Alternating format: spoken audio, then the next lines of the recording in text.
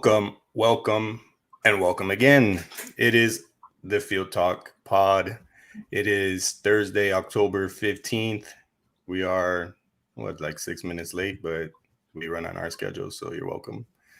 That's kind of rude. Sal was like, what is he about to say? Yeah, you're right. I'm like, I had something. Oh yeah. So while the intro was running, I looked down my notes, and I'm like, wait, is it really match week 5? So I went into a little mini panic, opened the Premier League app, and then I was just like, yes, it is match week 5. Thank goodness, because if not, I was just gonna leave you two for the rest of the night, and y'all could have dealt with it because that would have been embarrassing. Anywho. How are you, Sal? How are you, Jay? good. I'm good. I mean, Bagman is trying to I don't know what he's trying to take over my spot on the show or whatnot. But I was gonna say we finally get to see your face after the last 2 episodes here, so yeah, pretty good. Well, last 3 because you 2. were out. But you were out on one of the ones. Oh, I was. Sorry, folks. No, you're good. We held down the fort. Okay, so match week 5 preview. We got 2 good games. I would have to say the matches that we should look out for are mainly our Everton Liverpool. It's funny to say this, but yes, top 6 clash. Wow. Right? It's a thing. And then we also have Arsenal and Man City, Sensei versus Senpai. Right? Did I say that right? Yeah. Nice. I see you, bro. I see you. I just want to let you know that I'm proud of the work that you put in. I appreciate it. So we got our predictions, a couple topics to go by, and Jay is going to bring, I don't know if it's Jay or we might have a surprise, but regardless of the fact, we're going to have a what she said tonight. So I look forward to that one. I was just earlier informed of what the topic was, so I feel kind of ready, but I don't know. We'll see what's said later then. So let's get into, do we want to go over the table first or just jump into our predictions, then talk about the games? How y'all feel? Table might break my heart, man. I don't know. Okay, so table it is. All right, rock, paper, scissors. No, I'm just kidding. Let's just go predictions like we usually do, and we'll do the table before we hit the main tops. All right, so Saturday we have 4 games. I'm not sure if you're able to watch them, Jay, but I apologize. You will not be able to watch Man United. So just breaking the news there. But the cool thing about it is that only 4 games this weekend are brought to you by the beautiful Peacock TV, or I don't know what they call themselves, but Peacock. Not beautiful. No, well, it's not. I was being somewhat sarcastic. First game Saturday, early in the morning. Not sure I'm going to wake up, but I hope I do. Everton, the Liverpool, right off the gate. They're just hitting us with a banger. What are your predictions? Anybody? Somebody? I don't know. I think this is going to be interesting from 2 fronts. I think the first front will be Everton to see all right, they've been kind of blazing through the Premier League, so now this is their real test, to see what we're really seeing. Is this a real deal or is this some fluke? And then on the second front is how does Liverpool come back from letting Ashton Villa score 7 on them? You know what I'm saying? Which was a beautiful thing for me. So I'm going to go wild, and I'm going to say Ancelotti's men continue to run rampant, and they shock Liverpool 4-1. Okay. All right. What do you got, good old Sal? I have a 4-2 to Everton, just because Everton seems to be on the best roll that they can be. I'll give, not Salah, but Mane. I'll give Mane 2 goals. Mane seems to be more consistent with scoring his goals, so I can see him. And of course, Everton's goalkeeping situation, we know how that is, so can't really trust that part. But the rest of Everton, I think we can trust that. So 4-2. Sure. So you're wearing the Brazil kit, so I have to ask, as a Brazil fan, as I assume, did Alisson play? What do you mean? Did he play? He didn't even get called up, I believe, right? Really? No, he didn't. He didn't. I forget who was in that. I don't even think it was it Ederson? I don't even think Ederson was playing. Was it Neto? No. It was Neto? Neto, I yeah. think it was Neto, yeah. Neto. Yeah. Mm-hmm. Really strong name still. You guys are packed in the goalkeeper department down there in Brazil. So that's pretty cool. So if that's the case, I believe then, yeah, Adrian is back in net. So I don't feel bad saying my score. I'm pretty much on the same page with you guys. Everton takes a win. Of course, it's the team I'm supporting this year, and I have them winning 3-1. I didn't want to go too crazy. I appreciate that you guys did it for me. So I feel a wee bit more comfortable about my scoreline. So yeah, I have 3-1. And then in Everton news, Allen, Andre Gomes, and Coleman, supposedly according to Ancelotti, should be ready to play. I'm not sure if they're going to start, right off and at the whistle, or if they're going to come on as subs.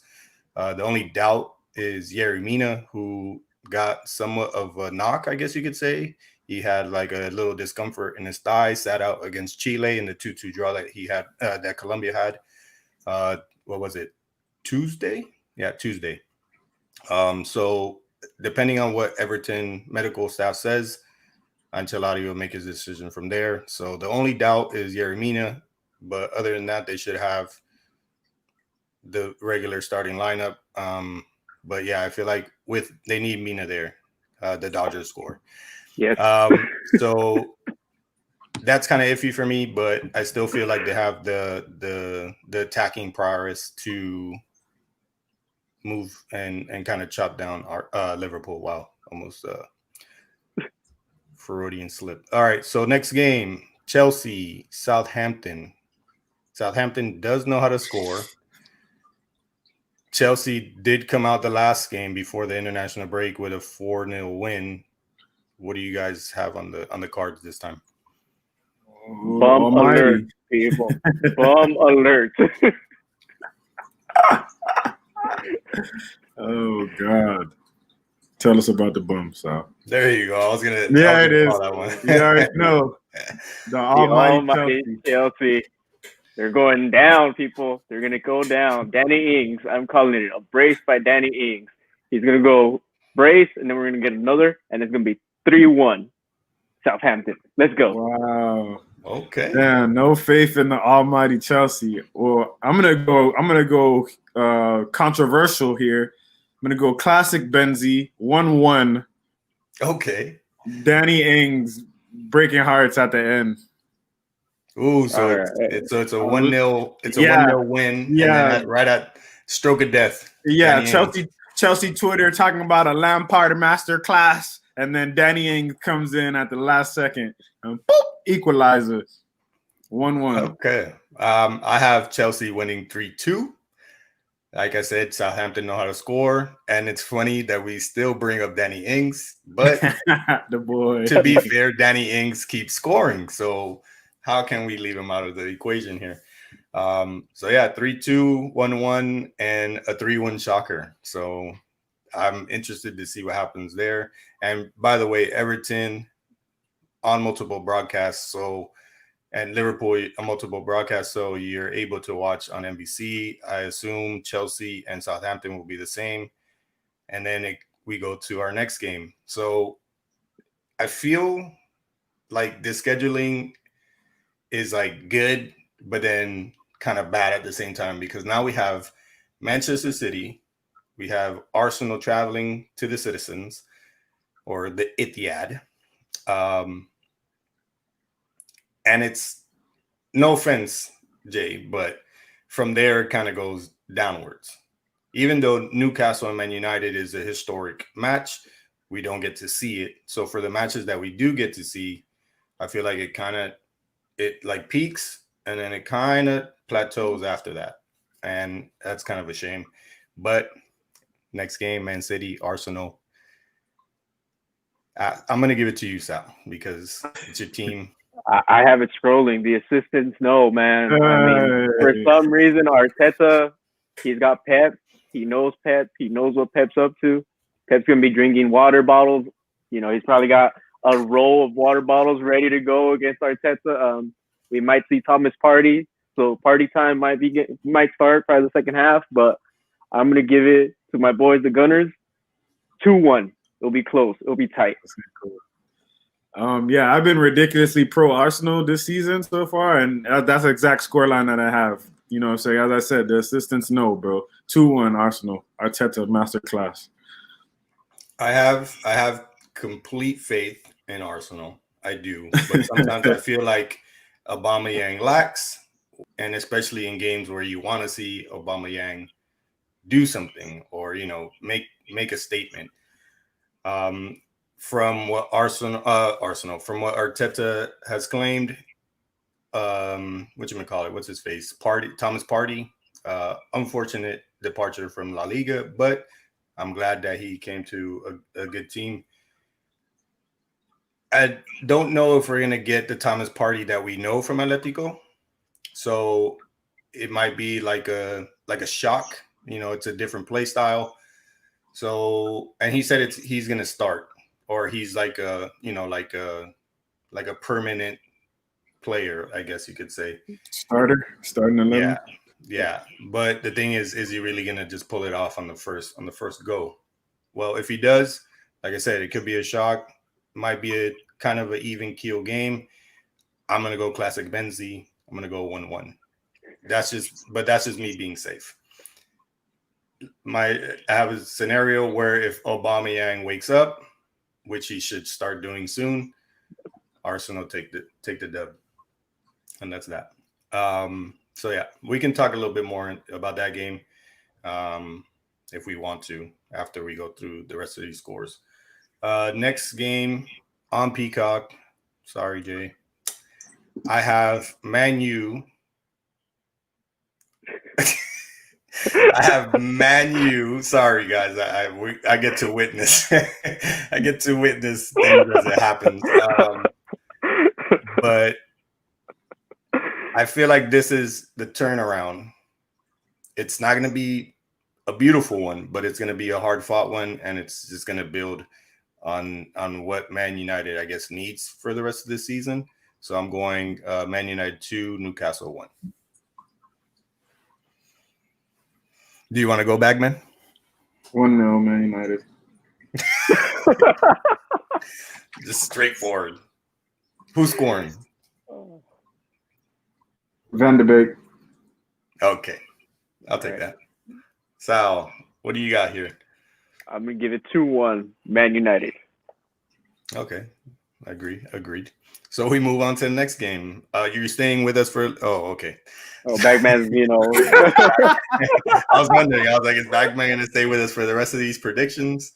It would have been... He might be back. He's a little pissed. Oh, okay. I got you. So now we move on to Sunday. Those are your Saturday slate games. 4 on Saturday, 4 on Sunday, and 2 on Monday. We start off with the early game on Sunday. It's Sheffield United and Fulham.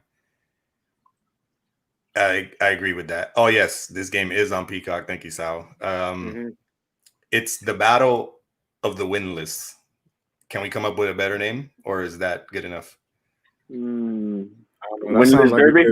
Good winless Derby. I like winless Derby. Okay, winless Derby. All right, you see? That's why we have 3 heads here. I'm going to give the first win to Sheffield United, 2-1 against Fulham. I don't know. That's going to be a freaking snoozer. Nah, I'll go with 1-0. 1-0 Sheffield United. 1-0. Okay. 2-0 Sheffield United. All right, Sheffield train. Come on. What are their mascots? The swords? Blades. Blades. Okay, that was close. Next game, down with Peacock, or hashtag down with Peacock. We have Crystal Palace versus Brighton Hove and Albion. I got better at it. Round of applause, everybody. Okay, thank you. Crystal Palace, Brighton Hove, classic Benzi, 2-2. I'm gonna make my prediction and then I'm gonna step out because my dog seems to be wanting to aggravate me. So that's what we're gonna do. With the theme music, I love it. Yeah, that's gonna be a good old 0-0. Okay. Classic Benzie out here, Classic predominant. Benzie. And I shall return. All right. Classic Benzie, 1-1. Oh, classic Benzie, straight shooting. I like it. All right. So I believe Jay won't be here for the last two. So it's me and you, Sal. Mourinho and Moyes. I've been saying I'm on the Mourinho train. I have faith that he can pull something out of his, out of that back door. At the same time, I'm torn because I love Moyes. 3-2 Mourinho. I'm gonna go. I finalize as much. I'm sorry, Moyes. I'll say that right now. I'm sorry. I'm going to give it 2-0 to Spurs. Okay. And it's difficult for me to really call this game, not just because of the manager saga and the way, like, personally I feel about it, but West Ham did win convincingly their last time out. So they do have some structure, or it seems that some structure is coming along. But Mourinho can pull a tactical masterclass out of thin air. He did it against Man United, and yes, they were up a man, but before they went down and lost Tony Martial, Mourinho was showing what he was capable of, and totally outclassed Ole. Last game slated for Sunday. It is, hit me with the hashtag. Boom. Down with the peacock. We have Leicester City and hosting Ashton Villa. We're gonna call them the team that, should we call it like the David and Goliath, like Ashton Villa, Liverpool? Yeah, we should. Right, we could. Yeah, we could. So far. All right. So, what do you got there? Because it's interesting game, especially after what Aston Villa pulled off. We know what Leicester's capable of. Brendan Rodgers, Vardy, Partey, the list goes on. I'm torn. I'm torn because I know Vardy is again on a hot streak, but then Villa have Martinez, and Martinez has proven that he should be considered a good goalkeeper in the Premier League. Yeah. You know what? I'm gonna give it to Leicester, 3-2, 3-2, okay. Barely. It's a good game, a lot of goals, and yeah, it's like you said, it's a hard one to call. There's so many variables to this one. I feel like Aston Villa is trying to show something. I gave them a lot of flack for the fact that they were celebrating at the end of last season as if they won something. But maybe that was some type of camaraderie that they've carried on into this season. They do have a game in hand compared to a couple other teams in the Premier League. They've only played 3, but yet they've won them all, and won in a beautiful fashion. I'm gonna continue going with Aston Villa here. I'm gonna say they stay undefeated at least one more week. 2-1. Emi Martinez, yes, incredible shot stopper. Probably could make a name for himself by the end of this Premier League season.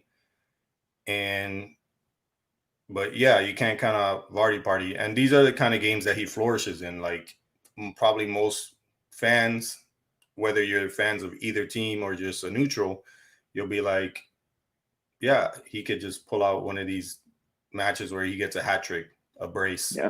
And then that's just turns the game on its head. Aston Villa don't have anything to answer with. And yeah, so, and as a matter of fact, I said we had 2 games left, but we actually have now 2 games left. So 2 games left, yeah. Yeah. So I got a little bit ahead of myself. So now the last game's Monday that will finish off match week 5. We have West Brom Albion and Burnley. Burnley, one of 3 winless teams, sitting at the bottom of the table. And if you want to know where, Sal will inform you a little bit in a few minutes. I have Burnley still in the winless column, and West Brom takes a 2-1 victory. I have West Brom 1-0. Okay, not bad. Oh, Hello. Oh, Yo. All right, so we're going to pause on the West Brom game. We would like to get your input on Sunday's last two games. We have Tottenham, West Ham United. What do you got, Jay? What do I have? Moyes 2-1. Okay, oh, and 2-1. if you do remember, if you watch this podcast frequently, Jay called the last Moyes win, and it was a nice one. So maybe he's up to something. I don't know. So, but just be aware, out of us three, you went the West Ham route. So yeah, not bad. Not And you scared of did a that. golfer. You did that last time too. So I did. So yeah. Okay, and Sunday's last game, Leicester versus Ashton Villa. Vardy party, bro. 2-0. 2-0. Leicester. See, guys, that's what we were talking about. And so you give him a 2-0. Okay, so a shutout, clean sheet. All right, so that's exactly what me and Sal were talking about. Vardy party can pop up at any moment, and Jay might be calling the shots here. So now we went over Monday's first game, West Brom and Burnley. What do you have there? West Brom, Burnley. Oh, God, snoozer. Do be aware that Burnley is winless. Is one of three winless teams. They're going to stay winless. 1-0. Agreed. Oh, we got Oh, two there we 1-0s. Okay. Okay, so the last game wraps up match week 5. It's a pretty interesting one, but one of the teams have been underwhelming this season so far. We have Leeds Wolves. What do you got, Jay? Whew. Damn. I don't know. I think it's exciting. You're going for like one of those 8-7 games. Or Yeah. something? I'm gonna go 4-4. 4-4. Okay. Light show, bro. Okay. What do you got, Sal? 5-4. Let's go. 5. Raul Jimenez. Wow. With the winner. Okay. I'm gonna go Man Bun FC takes the win 3-2 versus Wolverhampton. So that concludes the predictions. Do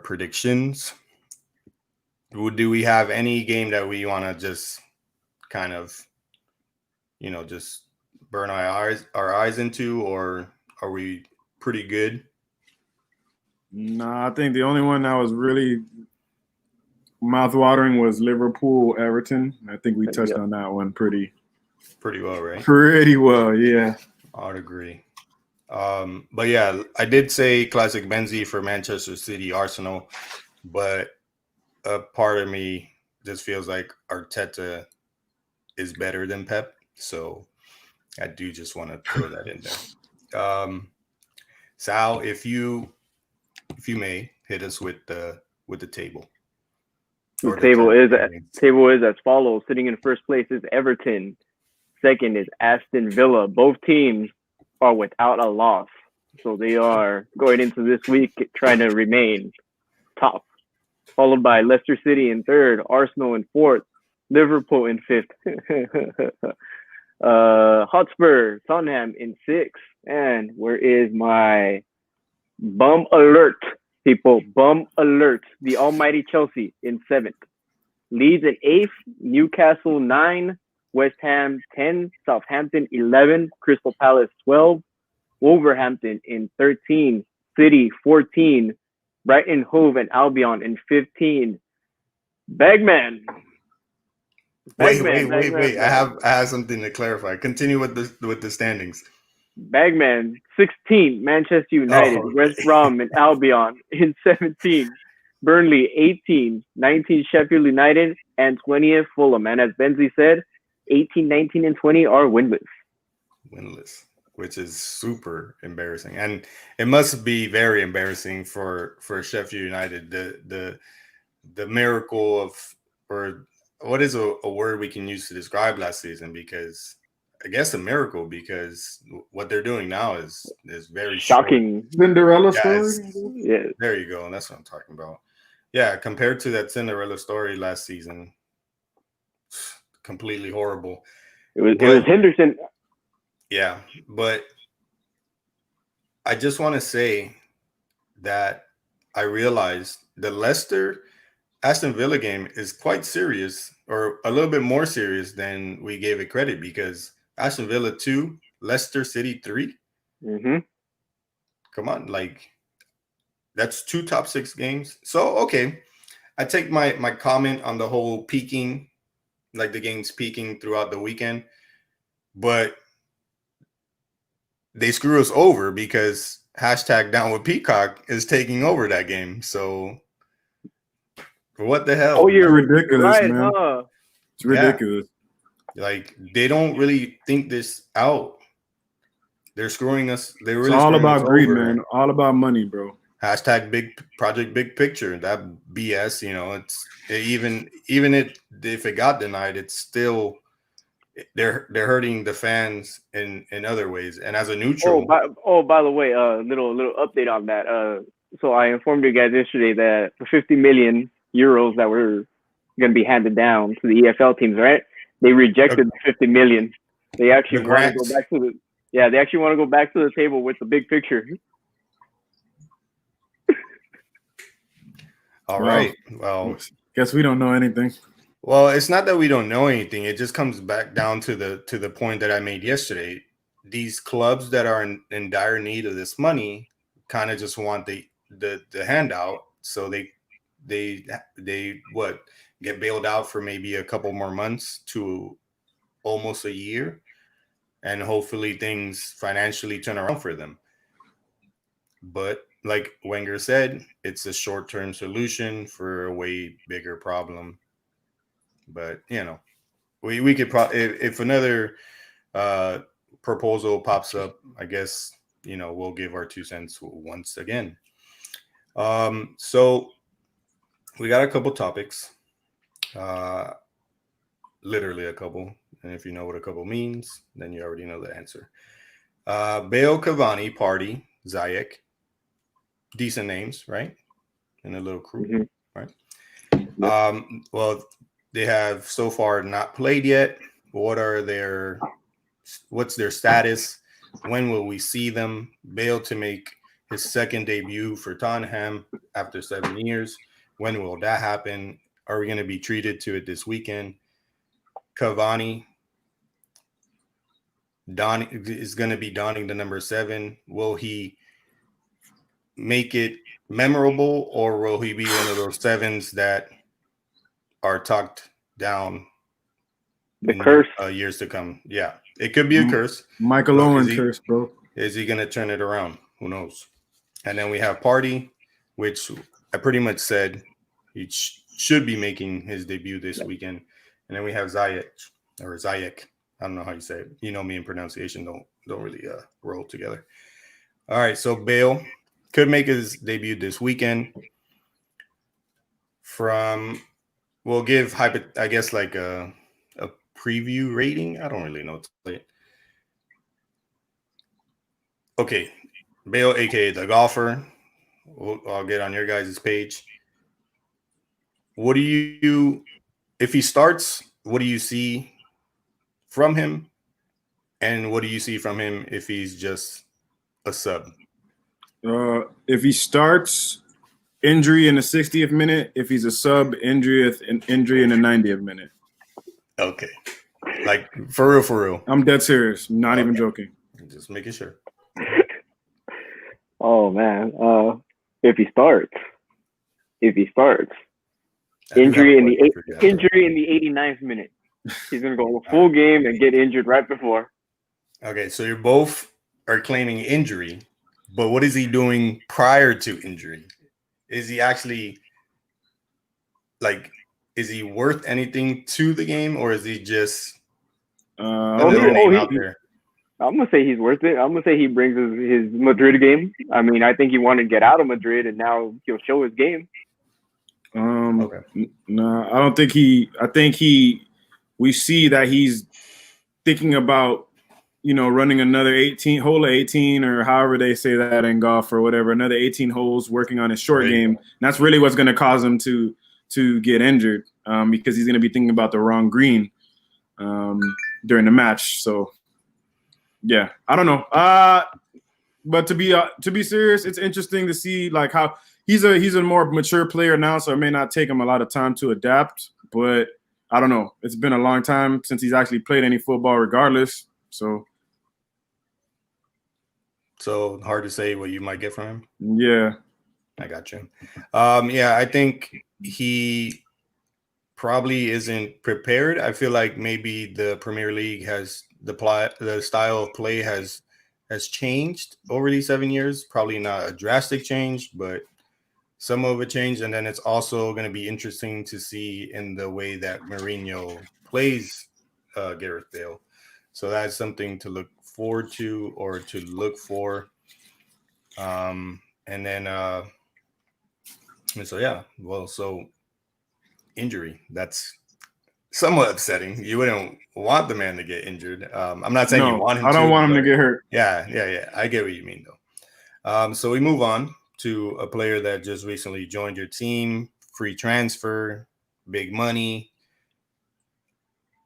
likes ballet, somewhat on the rise of age-wise. It doesn't seem like he's going to start this weekend because of the quarantine, and what I don't get is why he's on quarantine, and let's say players like Partey aren't on quarantine. But who says they weren't though? When did Partey link up with Arsenal? He linked up with them right after the transfer. Tuesday. I'm saying that. No, this Tuesday. Yeah, right after he played for Ghana. So he went on international break. I think it has to do with wherever Cavani was at. Because like certain locations, like you have to, when you come back from them, you got to quarantine and shit. So wherever he was, I'm not too sure, but I know that's happened before with like I think Wan-Bissaka during the preseason he had to come back where he went to Dubai or something, and they had him quarantined when he came back. So I think it's a scenario like that. Well, before he signed for Manchester United, he was in Montevideo, Uruguay. So maybe that's why. Mm-hmm. I don't know how the situation is in Uruguay, but I guess it's dire enough where he has to quarantine. So we won't see him this weekend. But I read he is wearing the number 7. How do you feel about that? And then I'll get into where we possibly might see him, but I won't get too deep into it because it's different. We can use it for a different show. So give me your thoughts. It just screams panic, you know what I'm saying? Panic buy, all this stuff. I mean, I don't want to take anything away from Cavani. He's been a star striker for years. I actually wanted him at United, a few years back at one point. I wouldn't have mind taking him. And I still think he could probably, do a lot. I mean, he's a proven goal scorer. I'm not going to say he's going to flop. I'm hoping for the Ibrahimovic type of effect where he comes in, establishes his leadership. He's proven that he can score goals. Should he be number 7? Absolutely not. But that's neither here nor there. I hope that he can hit the ground running. I think, if anything, he can pass on some knowledge to Tony and Rashford. Sorry about that. Tony and Rashford and Greenwood. And just having another option to come in and change the game. He's going to definitely affect the game if he's starting or if he's coming off the bench. He's definitely more effective than Dan James at the moment. So, I mean, I think it's a good signing, but I mean, it's definitely a panic buy, and it's not long term. So, what is it? 2 years? It's 1 year with an option for this. Yeah. Mm-hmm. I got you. How do you feel about Cavani there, Sal? Justin said it best. I mean, it's the Ibrahimovic effect. That's all you want to see from him. After that, it's just, to me, it's what can he do for Tony? What can he do? I mean, it's competition. You want to see competition for that striker spot. And if somehow that makes Tony up his game even more, then great. Then you want that for that player. And that's something that certain players have been shitting on Martial for, but we'll get to that in a bit. Okay. Yeah. So you definitely want the Ibrahimovic. You don't want no offense to my, countrymen, but Falcao, you did have kind of a blunder at Manchester United. So there's that. And we move on to Partey. Thomas Partey left Atletico Madrid on transfer deadline day, signed by Arsenal. Arteta seems to be pretty infatuated with him. He has him, he was a buy that was very desperately needed, and he's going to start right away. He's known as the Octopus, a nickname that was given to him way back in the day. He had 2 assists, or he had, I guess, started the goal, the play that started the goal for Ghana when he was on international break. What do you plan to see from Thomas Partey? I would say, let's go with the next 3 matches, so if he starts. I want that central defensive midfielder. I want that player that can control the ball but also defend the ball. I mean, that's exactly what I want, because that midfield for Arsenal, I think, is set with Xhaka and Ceballos, and you throw in Partey and you have a great midfield. But see, my thing is, as much as I clown Ozil, I would love to have seen Ozil with Partey. I think that would have been something great, considering how Ozil is the proven player that he is, and I think that would make a better. But that injection of Partey into that spine of Arsenal what is needed, and it should propel Arsenal to a top 4 at least this season. I agree. He's proven his worth at Atletico Madrid. I believe he won the Europa League and the UEFA Super Cup with Atletico, so he has experience in big games. He is known as the Octopus.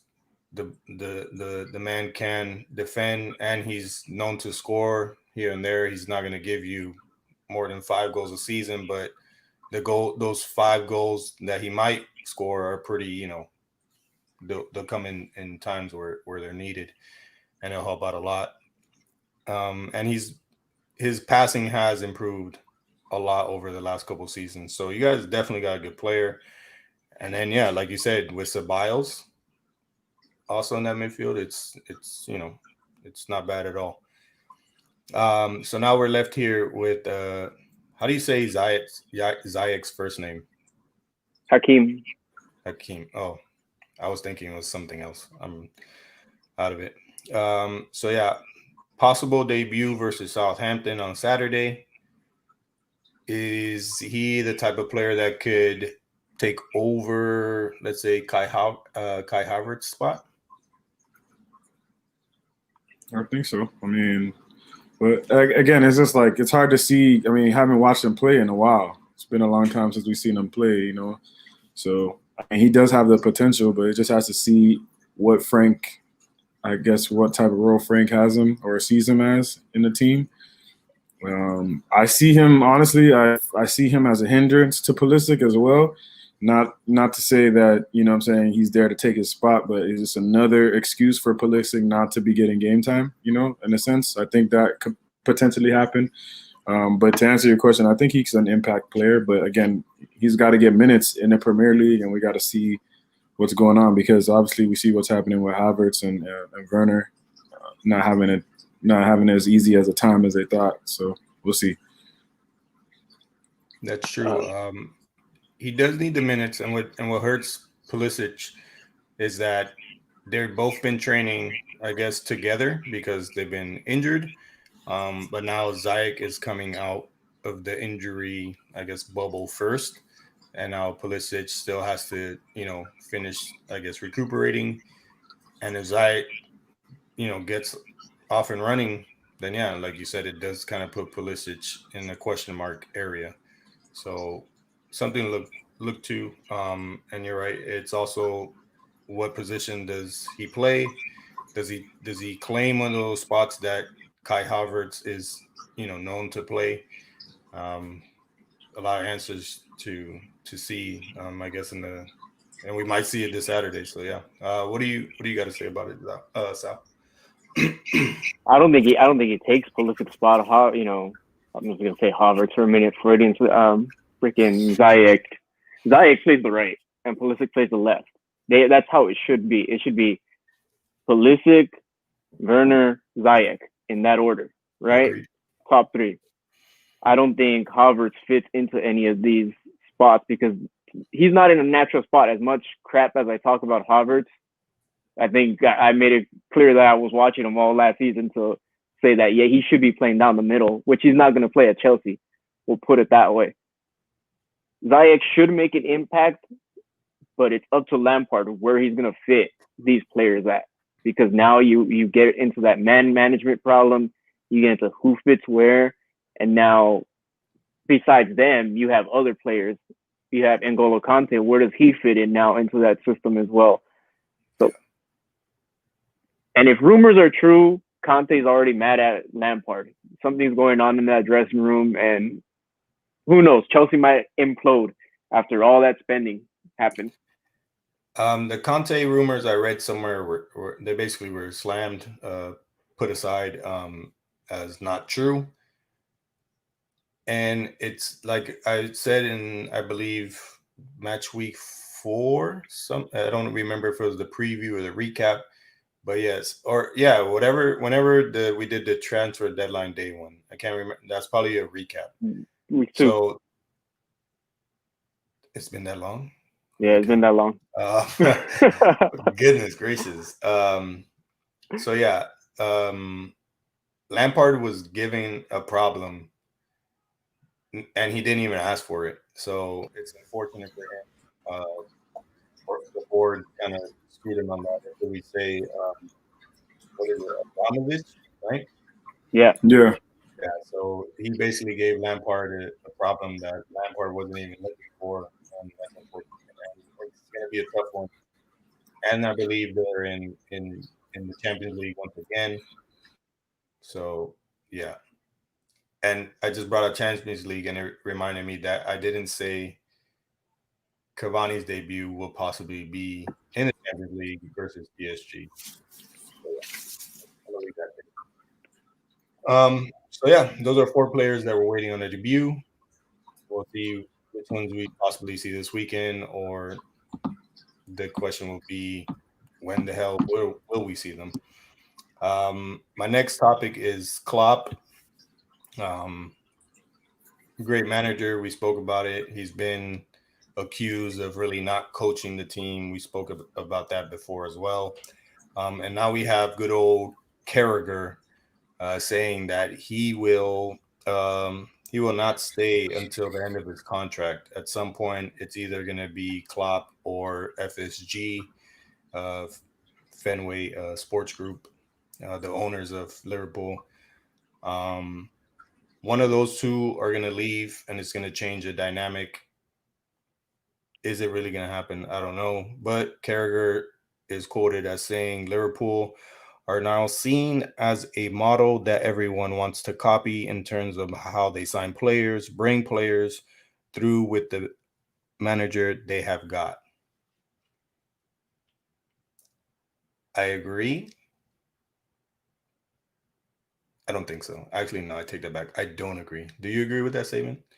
I don't agree. I think players, but my view of the game will never change. I think the manager really, it's 10% of the manager and 90% of the players doing the work really. And once you're on the field, a lot of what you take in training doesn't really come up. It's more how you manage. They're just there to manage. I mean, making sure that the players are hyping themselves up, that they go with the flow. Because how many times does a plan just go shit out the window? And we can look at Villa's trouncing of freaking Liverpool for that one. Yep. Klopp didn't manage his players right. I mean, if he would have managed it, maybe he saves off 2 goals. Maybe it's 5 goals that they let in, but who knows? Yeah, the main point that I don't agree with is that he brings players through, meaning he's bringing academy players. How many academy players really do they have starting right now in the starting 11? None, right? No, what is it? Alexander-Arnold, no? Yeah, Trent. And Robertson was bought from was it a Scottish team? Yeah. Yeah, so I don't know what he's trying to say there because, yeah, we see young players in Liverpool make a name, but it's usually in an FA Cup game against a Division 3 team. And then Liverpool fan base goes nuts and they're like, oh, this one's the one to watch. He's going to be great. And we never hear about him again unless they're playing a Division 3 team in the FA Cup. And yeah, Klopp has some good trophies. He has the Champions League, UEFA Super Cup, the FIFA Club World Cup, which I honestly don't even remember them winning. Like, Yeah. where was I when that happened? Because I don't remember. Oh, wait, they almost they're about to lose it, right? In Monterey, right? Yeah. Mm-hmm. Yeah. Okay. Well, I'm glad you guys remember because I was writing it down. Like, I don't even remember that happening. But yeah, I was ready to jump on their ass because they were about to lose. I was ready to jump on their ass. That's why I was watching it. But they somehow freaking Firmino or some shit did something. Yeah, it was Firmino with one of his freaking no-look goals. Yeah. And then they win their first title in 30 years in the Premier League. So he's done something impressive. But to say that he's done it with bringing academy players through the system, Carragher is completely incorrect. Just talking out of his asshole. It's like a lot of these freaking. Did you hear what I said? What he was quoted in the article saying? No, I missed what you were saying that he quoted, but I know that he was saying some. I'll just read it. I'll just read it again so you can know what he said, and then if you have anything to say about it, he says. Liverpool are now seen as a model that everyone wants to copy in terms of how they sign players, bring players through with the manager that they got. You see, bro, one title in 30 years, and now they're the model of how to do shit. But it's completely false, right? Yeah, it's nonsense, bro. When you come to think of it now, and a prime example is Leeds United. They came right into the Premier League. They're like, academy players, we're gonna go and start signing everybody we can so we can compete and make a name for ourselves. And so far they're doing that. Jamie Carragher has never been able to celebrate anything in his life, so finally his former team gets something, so he wants to be able to now Liverpool is a spot because get out of here, bro. Yeah, I forgot. Carragher should be saying that, the selling of Suarez and Coutinho actually bought them the title. That's it. Yeah, because Klopp, Liverpool, they won their trophies after spending money on signings. Van Dijk, Alisson, Naby Keita. Those were the two key ones right there. And Fabinho. Because they made it, they lost to Real Madrid, and they're like, we need to figure something out. And so that summer they went out and they bought a good amount of players. And the next season, look what they did. So, they won the Champions League. Then they did their Premier League run. But yeah, it wasn't until they made those signings. So then again, it goes back to the point that they're not bringing nobody from the academy system to make this happen. Manchester City is not like, I want to be like Liverpool. They sign somebody every week. So and the list goes on. So I don't know. But in terms of Klopp, we did kind of see a weakness the last time around.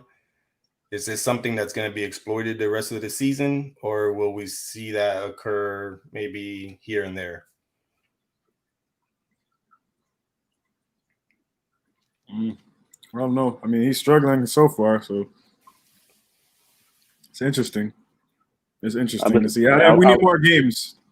Yeah, I'm gonna say he gets exposed.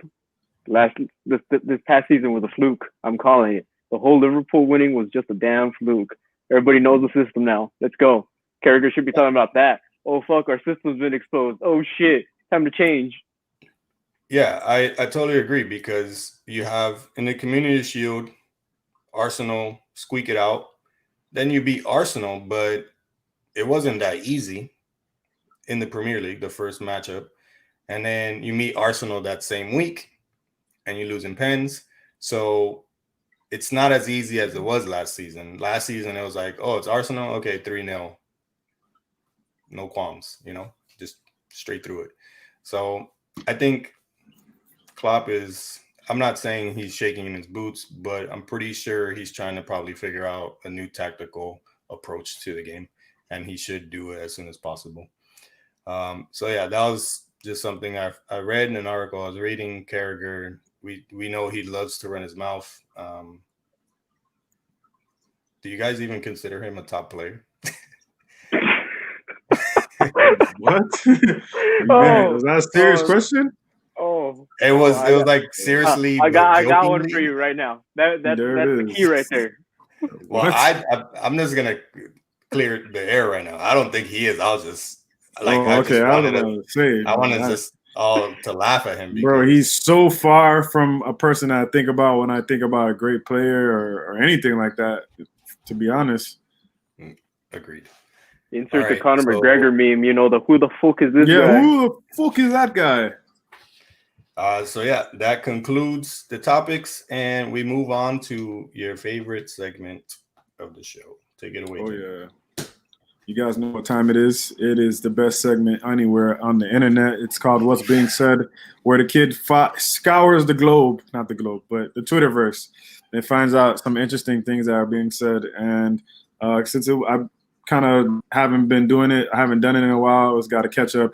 And today's What's Being Said is from a specific ginger by the name of Paul Scholes, former United legend, running his mouth in the media.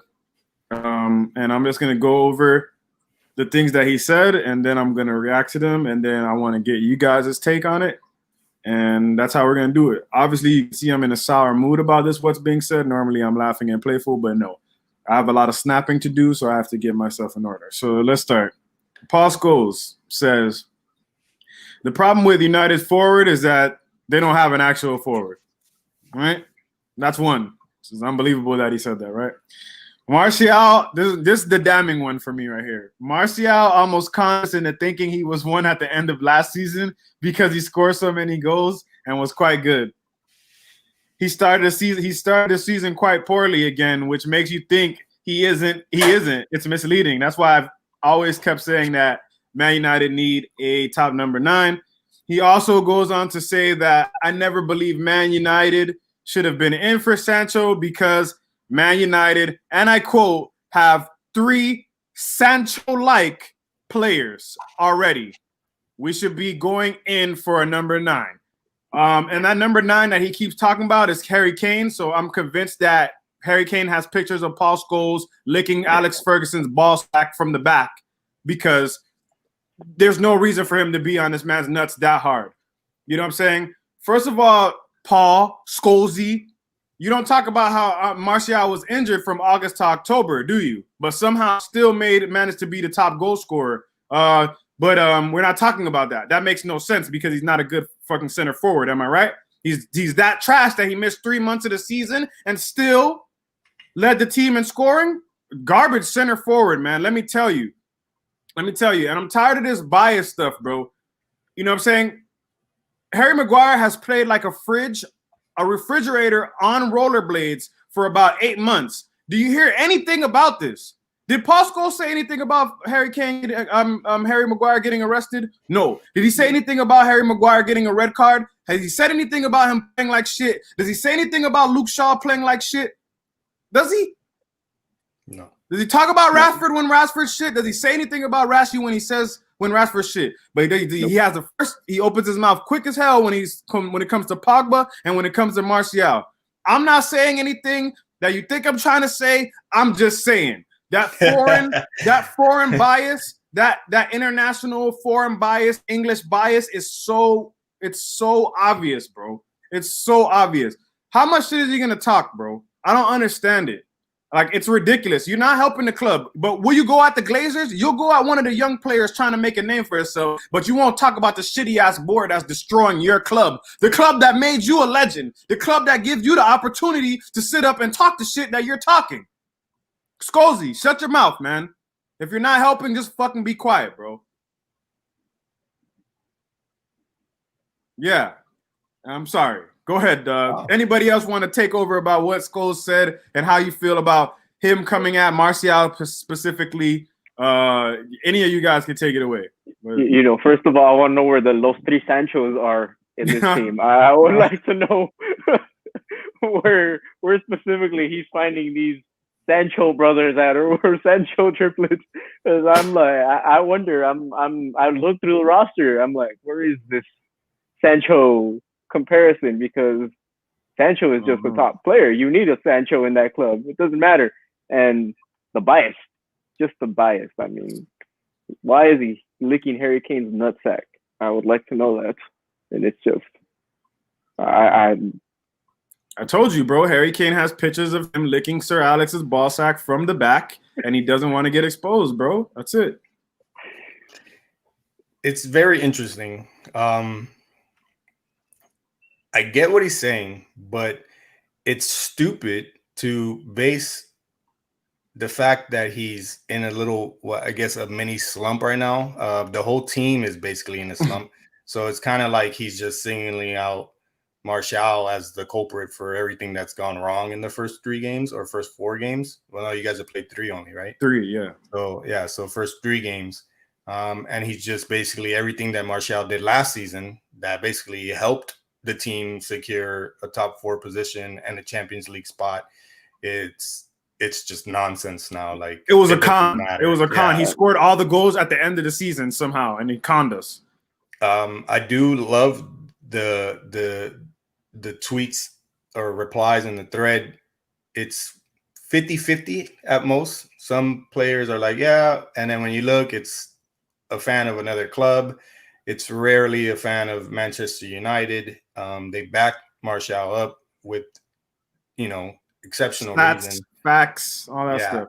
And then there's even a comment here that's like, when Neville cries about transfers, it matters. When Ever cries on TV, it matters. When Rio says Ole's at the wheel, it matters. But when Scholes speaks against a club player, it doesn't matter. #convenience. So like there it goes. Like most of the people answering or replying in this thread are just going with Scholes and trying to take the shots, I guess, while he's down when he's really not. So yeah, I think Scholes is just a little loopy, and yeah, he might be blackmailed, to be completely honest, or he might be something else that we won't say. But you made it kind of noticeable where you were trying to head, and it kind of made sense. You're right. Definitely not saying that though. You know what I'm saying? That's why it still hasn't been said. I'm not trying to go that route, but you're not trying to, but you can assume, I guess. You know what I'm saying? Like, I guess every person is open or entitled to form that opinion. Right. You can take with that what you want. You feel me? I'm not saying it, but the evidence, you can look at the whole overall scope and the facts that I gave you, and you come up with your own opinion on it. Exactly. And ladies and gentlemen, that is what's being said. So yeah, but yeah, he's full of garbage. It just seems like a really like one of those things where you're just hating on somebody just because you want to hate on somebody. It's petty, and I think it's just stupid because there's still, what is it? You guys went through 3 games. What did you guys play? What, 37 a season? 38. So 38. Okay. Yeah. So you got 35 more. And even Champions League. But if he turns up, I don't know. It's legendary player ship pundit, man. Yeah. Hey, man, if Martial turns up against PSG and scores a hat trick, I mean, what can you say? I don't condone it, but I feel like we should reach out to him like in a sarcastic but very, like petty way. I don't let's attack him because I don't want to be accused of like some cyberbullying or some crap. So that's why I'm just saying like we go the correct route and be like, what do you got to say now kind of deal. Like it's just, it'd probably be the right thing to do. Make him feel kind of dumb. So yeah. I liked it. It's funny though. We've been on a good Man United like consistency. On a run? Yeah. I'm telling you, Sal. I'm waiting, man. I'm waiting. I'm licking my chops. I'm trying to find the meat and potatoes to get at you. Hey, I said it. They're coming out of the Champions League. They're coming out of the group. They are coming out of the group in second. They're blasting ahead of PSG. And who's with them? Leipzig, right? Leipzig's winning the group, and then United are finishing second. Watch. They're going to shock everyone, and then it's vamonos for United after that. I don't know. Champions League final, baby. Man United. Well, are you gonna be able to be on a? I just realized we've been talking for a good minute. I like this show. Are you gonna be here for the like group stage preview? I guess you could say, because we already like did predictions and all that stuff. When is that? The group stage is next week, so yeah, I should be because I work this weekend, so I should be good to go. Cool. Yeah, it's Tuesday, Wednesday. So we'll I'll be off Monday, Tuesday. We'll definitely have to do that Monday. Are we watching live any games? We could probably watch the if it's available to everybody. We should probably do the Man U one then. I'm down. PSG. Yeah. Oh yeah. So we'll do that. You heard me here first, people. Yeah, exactly. Watch it longer. So yeah, this is the part where I say goodbye till Monday. I hope you guys enjoyed. Remember to like and subscribe and all that good stuff. Whenever you're watching this or listening to us, if you're in the car, you're washing some dishes, whatever it may be, I hope you enjoy. Have a good rest of your morning, your afternoon, and your evening. I feel weird being that guy that like does it in order. I kind of like my old sloppy way, but whatever. I'm rambling. Why'd you change it? You want to be politically correct, bro? Look at you. Yeah, I know. I'm not the typical Benzie. I apologize on that one. But not enough Guardiola water breaks, bro. Exactly. I've had Guardiola beer breaks. So yeah, take it away, Jay. Yes, Field Talk 2020. Content is the motto that we stuck with for this year. The outro doesn't have as much energy as it used to in the beginning just because my team is shit. So if we get a win this weekend, I'll probably pick that back up. But you guys know what to do. Follow the Hefe at FieldTalk_Benzie. Sal knows, a.k.a. at Sal Talk Soccer, and your boy, the kid, at FieldTalk_. Check us out on Twitter as well, our actual page, Field Talk Pod, and on Instagram, FieldTalk_. We are the Field Talk boys. Like, comment, subscribe, share. Tell your friends about us. Peace. Ciao, people. I really like that addition there. Okay, bye.